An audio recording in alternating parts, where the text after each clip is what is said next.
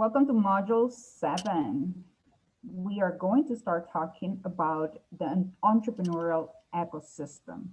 And I think on Module 7, we will have several videos just because the entrepreneurial ecosystem, it's divided in many elements, many components, okay? And in this module, we don't even going to cover all the components that some academicians actually talk about, because I think there's a greater discussion about which one are more important, how we define the ecosystem, because this is kind of a current debate, okay, among academicians. I'm going to highlight those that I think are the most important so far, that are well defined, and those that you should pay attention to when starting your business, your new venture.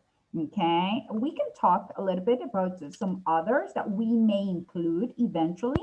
But again, we will cover kind of the biggest one, okay, the biggest components that most of the entrepreneurial ecosystems try to enhance, try to develop, okay? So bear with me because, okay, when we talk about the entrepreneurial ecosystem, we talk most of the time about these components. We talk about the investors, okay, the universities, and we will talk about the importance of the universities as the center of knowledge and research. The service providers, okay, the experts, okay, certain areas. The support platforms. Have you heard about accelerators, incubators, co-working spaces, okay? Corporations, big companies, okay? Then government, okay, because government is responsible for the policies and certain kind of laws and the infrastructure in the country or the region. So this component is important as well. Certainly, we need to talk about the growing ventures and the startups and the entrepreneurs. So let's start by talking about probably the component entrepreneurs complain more about, okay? And I'll explain. We will start talking about investors. And why I say that entrepreneurs complain about investors? Well, they complain about the lack of money or the lack of capital within the ecosystem. It's pretty consistent across regions, okay? The thing is that most entrepreneurs think that they don't have enough support from this specific component. So they don't have enough money, there are not enough investors, and people willing to put money into their companies. The truth is that may not be accurate, okay? But again, yes, there are certain ecosystems that are not fully developed or kind of growing or are at a very early stage in terms of development, and they may lack, okay, for this sort of capital, okay, and this is expertise, because investors in this ecosystem represent not only the capital, the financing of the new ventures, but also the expertise and access, okay, to market, customers, and to other important elements that you may need to grow your company, okay? So let's start, okay, this topic, okay, by asking, okay, how do you actually finance your new venture? How do you find the money you need to start the validation process or to launch your new company, okay? So most of the people think, well, I'm going to the bank or I'm going to find an investor. But the truth is that many successful new ventures will get the money from somewhere else or some other sources, okay? So bootstrapping. Bootstrapping is probably the first strategy or set of tactics, okay, that you should try first, okay? Considering that most of you should start by validating your business opportunity, starting small and testing the waters, bootstrapping may fit you and your opportunity at this stage. Okay, so when you start small, okay, and you can use some of these tactics. First of all, you need to test your potential market, okay, before investing tons and tons of money. If you go to an investor and you ask for $3 million without having zero traction, zero proof that your model will work, you won't have the money, okay? You won't have the money unless it's your dad, of course, okay? So no, you cannot go after $3 million and present your business opportunity without reducing the risk by validating that first with a smaller amount of capital. Okay, so you need to test your potential market. Okay, start small and try to validate your concept. Small payrolls. Okay, the other, okay, kind of big expense when you start your company is whatever you decide to pay your employees. So by starting small, okay, we also mean, okay, have just people, the necessary, okay, human capital to launch your company. So bringing a new CFO or CMO and keep adding people, okay, without generating enough revenues to cover for those, okay, expenses is really risky, okay? It's not a great formula. So try to substitute, okay, those initial kind of departments as well as experts with mentors or advisors, okay? But keep your payroll as small as possible, okay? And then use interns. That's another great idea, okay? How many of you, as a student, would love actually to work in an internship, okay, in a company that's actually assigning you something meaningful, something that you can put in your resume as a real experience. You contributed to the growth of this company, okay, a real big challenge, okay, that you can tackle using or applying whatever you're learning at the university. Okay, that's dream situation, like something you would all love to have in your resume. So companies should use intern a lot more. Okay, you're ready to prove that you can do it, and the company needs the enthusiasm, the passion, and certainly the knowledge that you bring. Okay, public affairs instead or public relations instead of advertising. Okay, and the difference here is that you pay for the advertising. Okay, but when you use public relations, okay, you actually send press releases, you try the press and the journalist to cover your story, and that's for free. Okay, so my recommendation is like have a list of all the regional newspapers, all the magazines, even the TV shows that you think may be interested in that information. Make sure you have somebody that knows how to write a good press release and send as many as possible out. Okay. And today you have influencers, you have even digital newspapers. So again, plenty of opportunities. Try to do that because you got to be published. Like if you, some of them actually cover with an article about the launch of your company, your product, your service, that could help a lot and it will mean zero expenses for you. Social networks, okay? Most of them are free.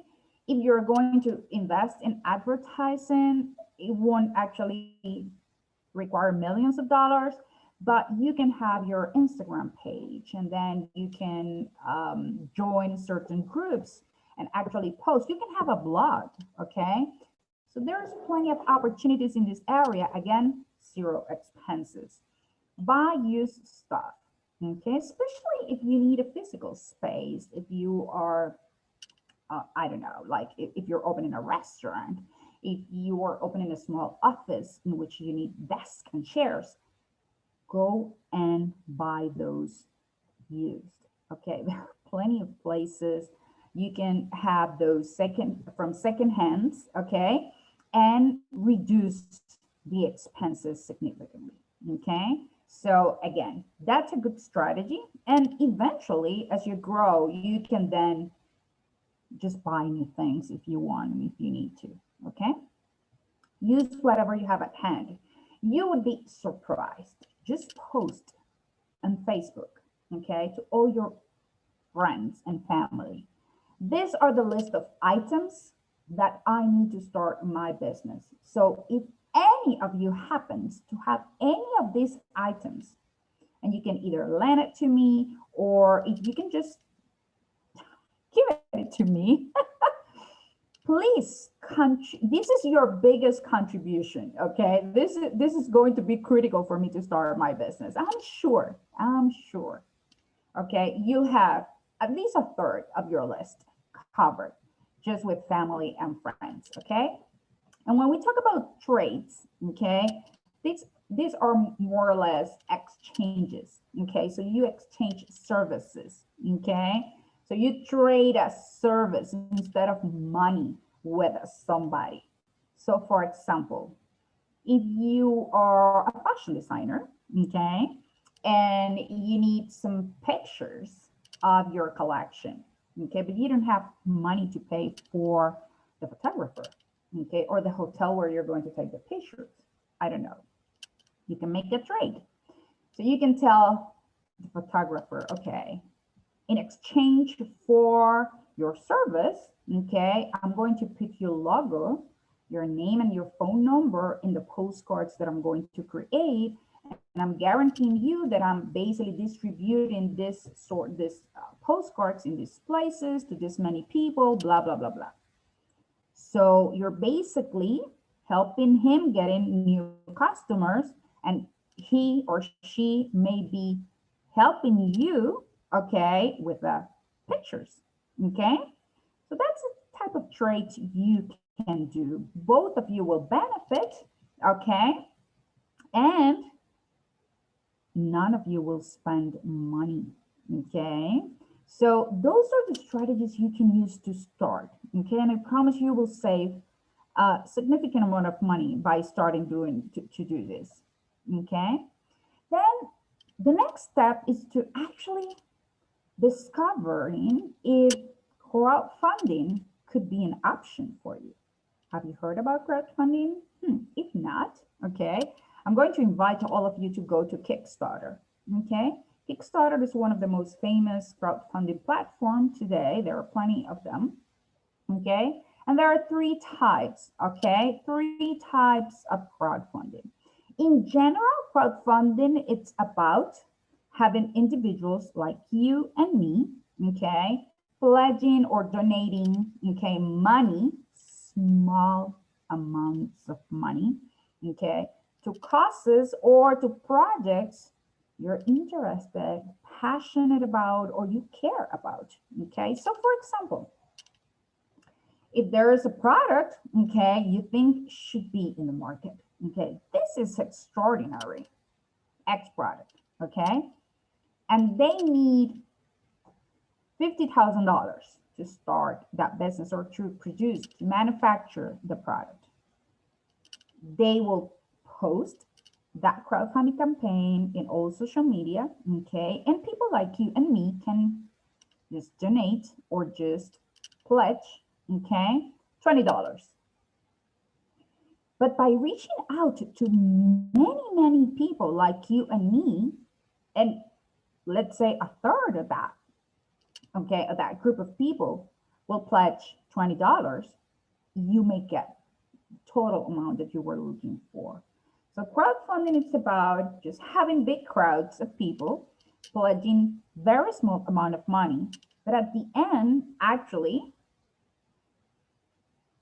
covering the whole amount of money, capital that a startup or any kind of project may need. Okay, so if you go to Kickstarter, you will be able to see many sort of projects, okay, and initiatives that you may support by pledging money. There are three kinds of crowdfunding so far, crowdfunding platforms. Ones are for donations, okay, so you actually want to support a cause, support an individual with certain needs, okay? You go to those platforms and you donate money, okay? Lending, okay? There's lending, people to people lending. That's where you expect the money to come back to you, okay? And there are other sort of platforms in which you can go and put your money, okay? It's crowdfunding as well, because you just need to let's say, have a portfolio in which you invest. This is much more investment. You lend, okay?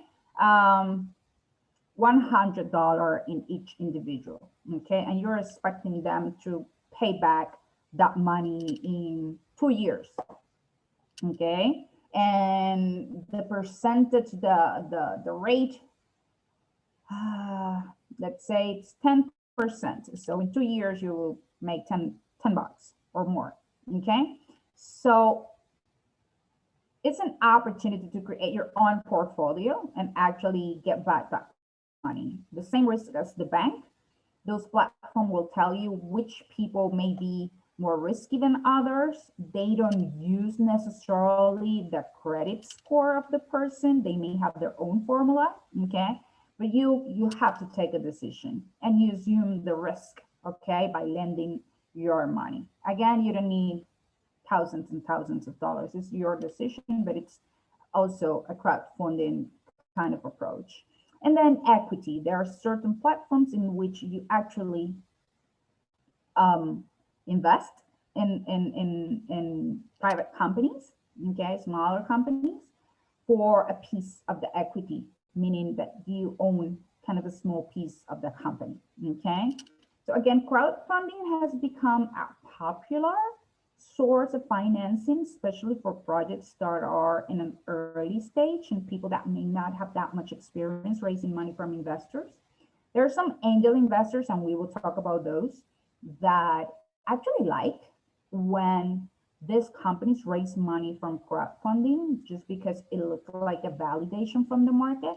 There are some others that believe that that won't count as a validation just because the people that may actually donate the money or pledge the money may not have enough experience to understand if the company is actually a true business opportunity. So again, there's plenty of opinions. The truth is, those platforms are available for entrepreneurs like you, okay? If you were an investor, what would you look for in a startup? That's a big question. So far, you have been through basically the whole course, okay? So you should know which are the most important elements that you need to actually go from an idea into real business opportunity. So if you were an investor, what exactly will ring a bell? Like really surprise you, interest you, okay, from a business opportunity. Okay, let's say you have $100,000. Okay, that's a lot of money.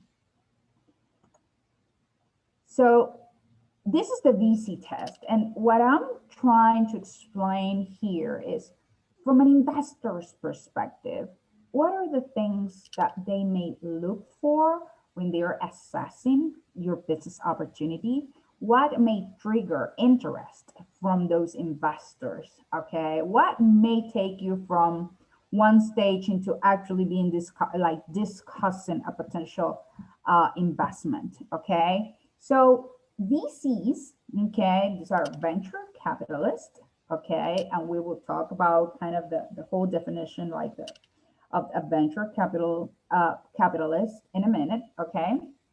These are certainly professional investors. They work and do this for a living, okay? And they don't have a perfect formula, so nobody has the perfect kind of checklist to make sure investments are going to yield kind of the results they want, okay? But there are certain guidelines, okay, that they will follow. So gross revenues of $50 million, okay, in 5 to 10 years.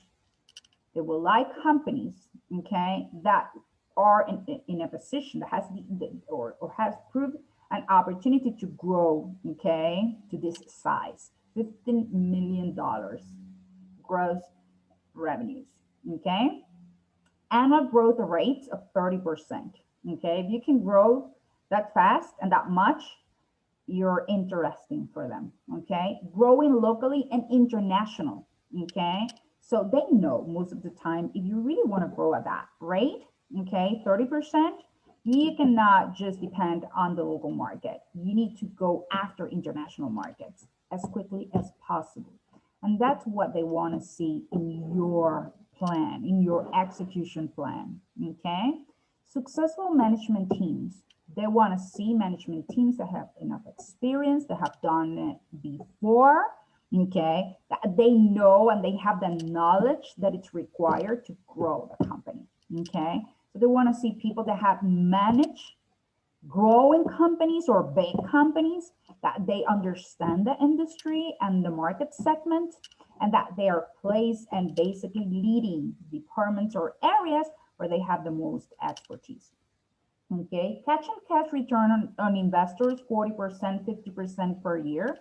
So they want to see their money grow. Okay, they want to see their money grow. Okay, capital gains, okay, 5 to 20 times. Okay, that means that when they exit, they want to see a lot of money. Okay, they want to see that if they invested $1 million, they want to see $20 million. Okay, of value to and certainly returns for them. Okay, does that make sense? So here, okay, when you go after investors, the most important thing is that you need to understand that there is a sequence. Okay, there are certain things that you need to have in order to be able to attract an investor. Okay, so bear with me, okay, because your company, as it grows, may be able to go after certain investors that you won't be able to reach or to convince, okay, of an investment if you are not in that specific stage or you cannot sustain the value that they are looking for. So for example, when you're in a seed, okay, very early stage, okay, and you're looking for seed money, meaning that the initial money to start your business or to kind of start growing those initial sales, okay, your company may be valued at $1 million to $5 million. That's the ideal. And that's when you look for family and friends, okay? You may look for angels. There are seed funds that are specialized in companies at this specific stage, very early stage. And there are SBIRs, which are grants, okay? Those are the most probable sources of capital. Sorry. Those are the places you should look for the money, okay? Because you're still very small. There's a lot of risk around your company. You still need to prove traction. You need to validate the business model. You need to prove that you can replicate the business model. So again, really important, okay? Most of the time when you're in this specific stage, what you will be looking for is from $10,000 to $500,000. That's the range. If that is the range of money that you may be looking for, then these are the sources of financing, okay? Your family and friends, angel investors, okay, seed funds, or grants. Once you move from that valuation into a bigger company, meaning from $1 million to $50 million in valuation, okay, and now you're seeking between $500,000 and $20 million to actually grow your company, okay? That means you are ready to scale. You're ready to grow tremendously in the next 5 to 10 years. Then you can move and actually ask money from venture capitalists. Once you start, okay, asking for money at this level, then we call that you are after a Series A, Series B, or Series C, D, E, okay? This is basically when, okay, you're asking for money. So the first time you have a round of financing from VC is called Series A, okay? So again, The most important lessons here are that you need to create significant value. Okay, your company needs to value, okay, from $1 million to $50 million. But most importantly, it should be ready to create significant value in terms of revenues, potentially profits, okay, to actually acquire a significant number of customers, because VCs won't actually invest their money if you don't have a plan to scale quickly, okay, and grow significantly in 5 to 10 years, okay? Once you get to be like really big, okay, and your company value more than 100, okay, $1 million, okay, now you go after an IPO, which is an initial public offering, strategic acquirers, or acquisitions, which means that you actually look for something, and you have heard this. So Google buy this company, acquired this company, or Facebook. That's the sort of things you may be looking for at this stage. Okay, again, you need to create significant value, okay, and your company needs to be ready to jump into another growth stage. Angel investors are basically people with a successful career. Most of them are either retired or close to retirement. That's not necessarily like something that is required. There are many angel investors that are young people that have been successful really quickly in their careers, and they have the capital to invest and actually the passion and the interest to support entrepreneurs in their journey. Okay, but the most important piece is that they don't do this for a living. Okay, angel investors are almost wealthy individuals. Okay, they like to work together, so they form groups of angel groups.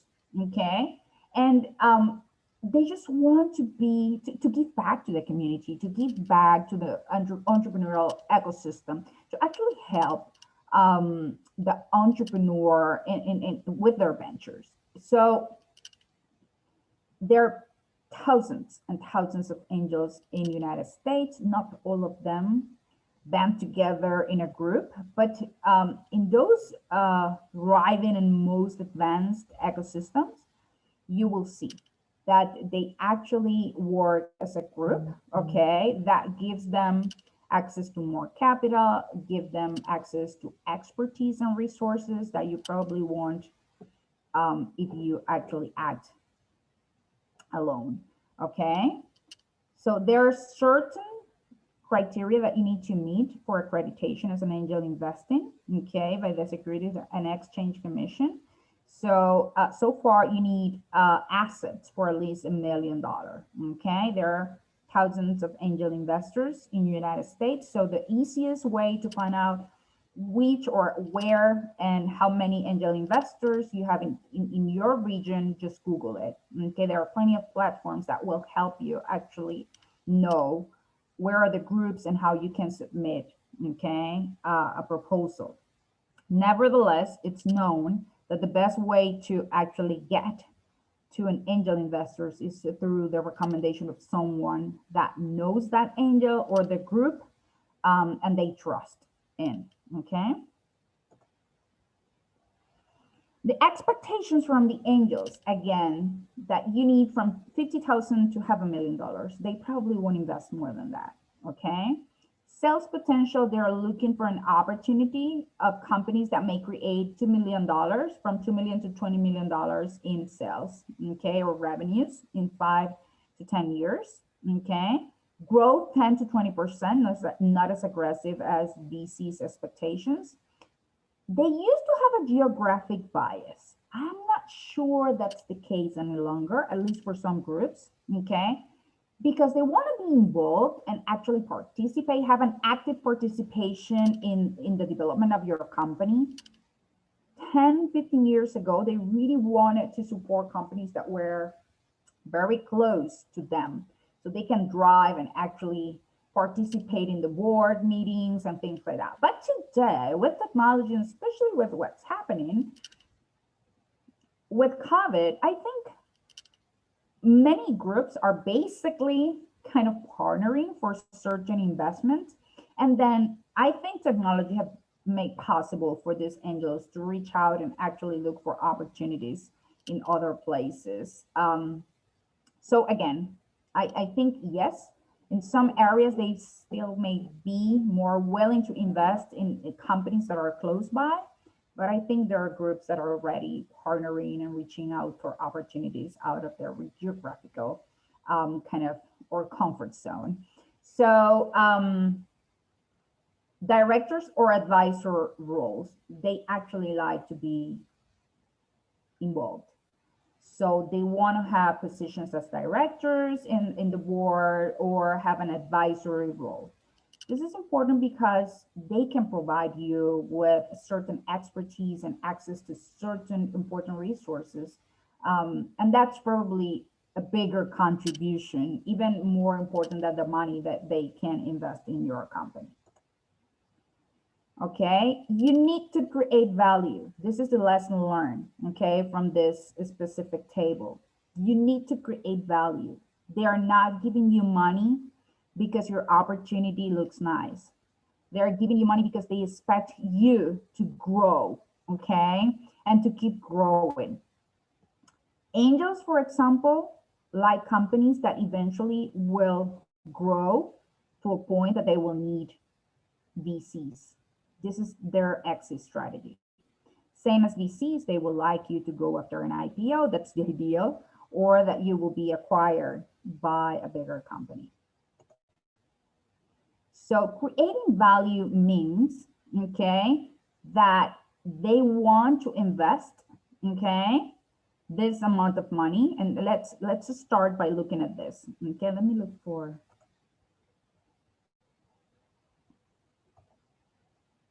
So if your company is valued at 100,000 and at this point somebody invests $5,000, okay, that means 5% of the equity. They own 5% of your company, okay? Because 5,000, it's a 5% of 100,000.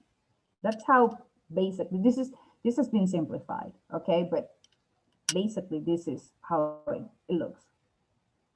So they want that investment, okay, to actually jump from $5,000, okay, to $250,000. How do you do that? Well, jumping from a valuation of $100,000 to $5 million, okay?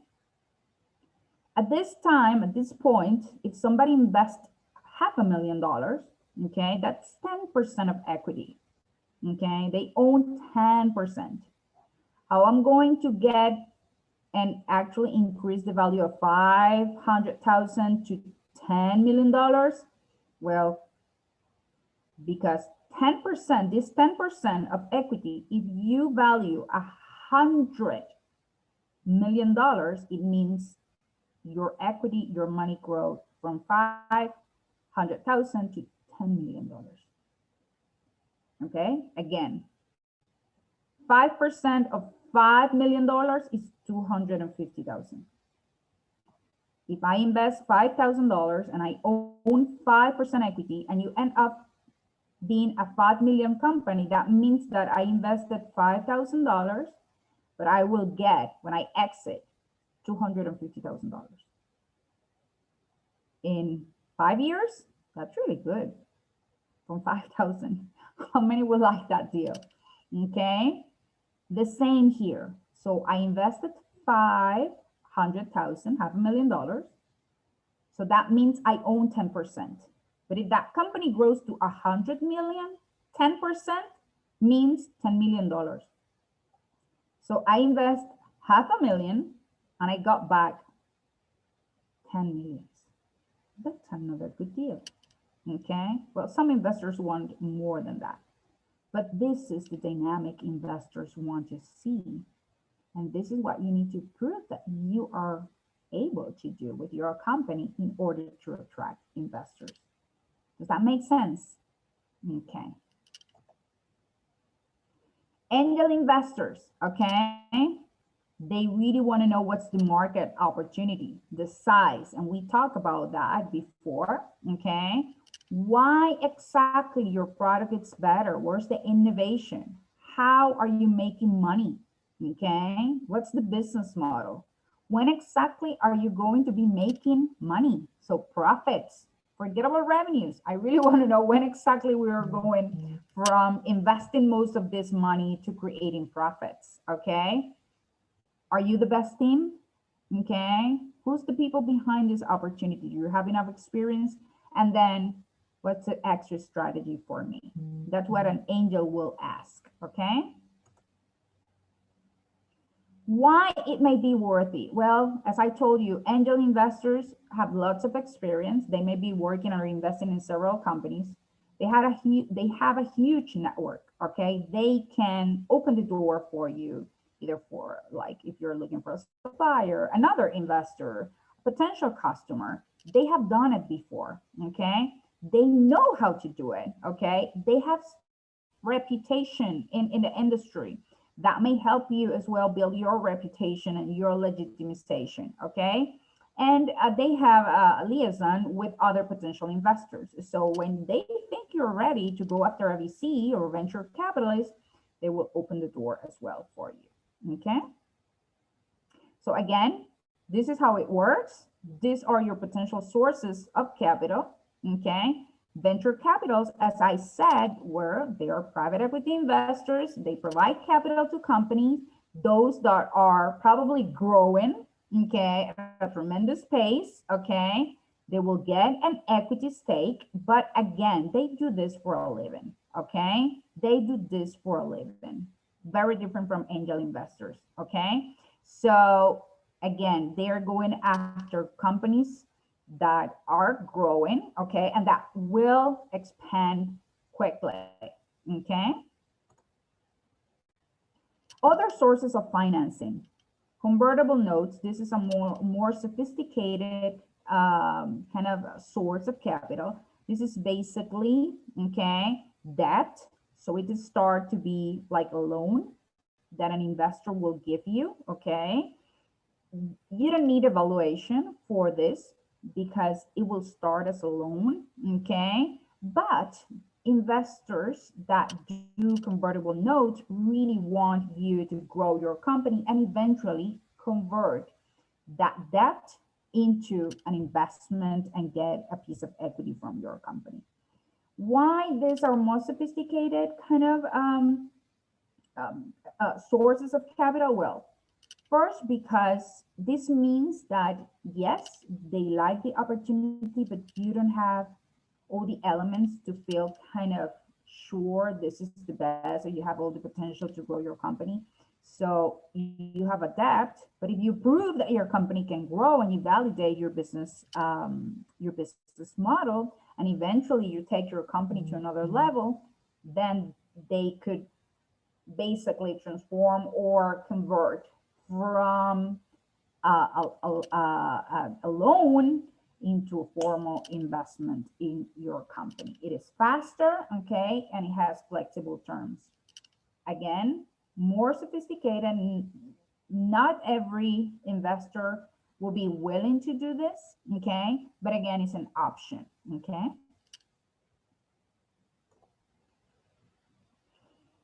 Other sources, banks are not designed, okay, but if you have good credit score, you may have something to prove that you can repay, okay, that money, the bank could help, but this is not designed to actually take the risk that investors will take when they invest. Credit cards, it's another potential source.